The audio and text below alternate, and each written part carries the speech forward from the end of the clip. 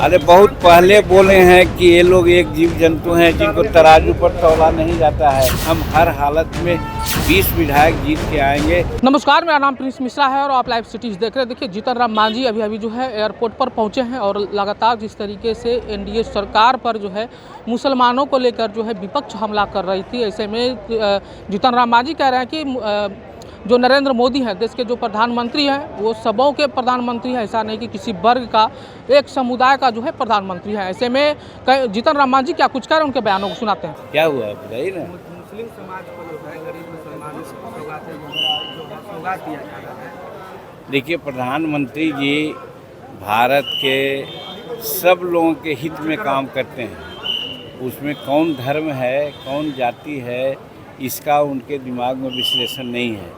जिसको जो आवश्यकता होती है उसके अनुरूप वो काम करते हैं, इसलिए उन्होंने ऐसा काम किया।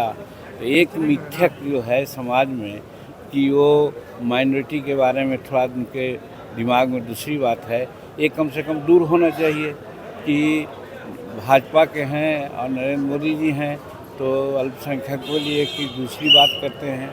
इसको भूल जाना चाहिए और ये सोचना चाहिए कि प्रधानमंत्री जी सबके लिए हैं और सबके लिए हित के लिए काम करते हैं। जो सौगात दे रहे हैं मुसलमानों को, निश्चित क्यों नहीं होगा।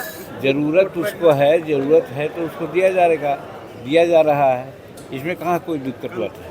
कल राजद में इफ्तार पार्टी दी गई थी सर, लेकिन कांग्रेस का कोई भी नेता उसमें नहीं पहुंचा बुलाने पर भी। सर कैसे देखते हैं? अब इसको हम क्या कहें, आप यही जान सकते हैं। इसके तो हम बहुत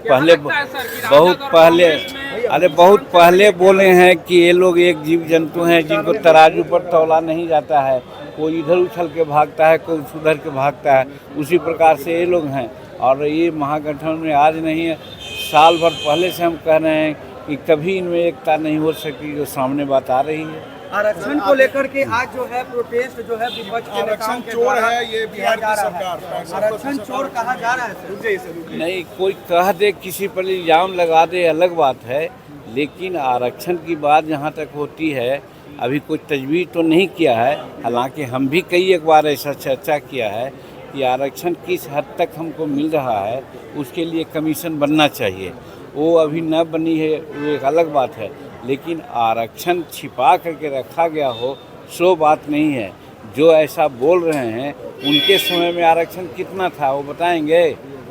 सर आपने गया में कहा है कि हम लोगों के 20 विधायक बनाइए, मुख्यमंत्री हमारा होगा, प्रधानमंत्री की नज़र है हम पर। नहीं, वो बात हमने नहीं कही। हमने कहा है कि हम अपनी आवाज़ को विधानसभा में बुलंद करके जो हम अपने मुख्यमंत्री काल में जो निर्णय समाज के हित में लिया था उसको पूरा कराने के लिए हमको बल चाहिए और वो बल में कम से कम 20 विधायक हमको चाहिए। तो 20 विधायक का मतलब है या तो 40 सीट पर लड़ें या 35 सीट पर लड़ें या 25 सीट पर लड़ें।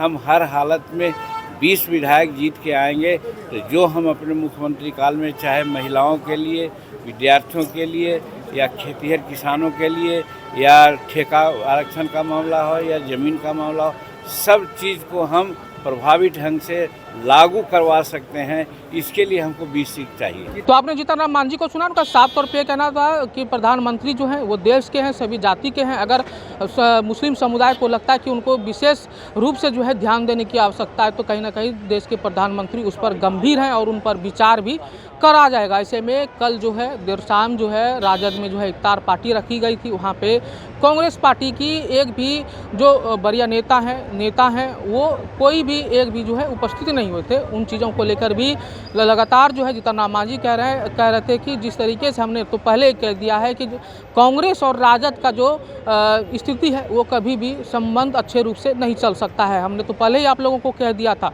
लेकिन अब जो है वो साफ तौर पे जो है दिख रहा है। लेकिन आने वाले समय में आपको ये इससे जो बेहतर तरीके से जो परिणाम आने वाला है वो देखने को मिलेगा, क्योंकि कांग्रेस पार्टी अब जो है स्टैंड लेना शुरू कर दी है। और लालू परिवार जिस तरीके से कांग्रेस को दबाना चाहती थी, लेकिन अब जो है कांग्रेस पार्टी स्टैंड लेकर स्वतः जो है अपना दावेदारी ठोकने का प्रयास कर रही है। ऐसे में आप लोगों को क्या लग रहा है, कमेंट बॉक्स में जरूर बताइएगा। तब तक के लिए बने रहिएगा लाइव सिटीज पर। धन्यवाद।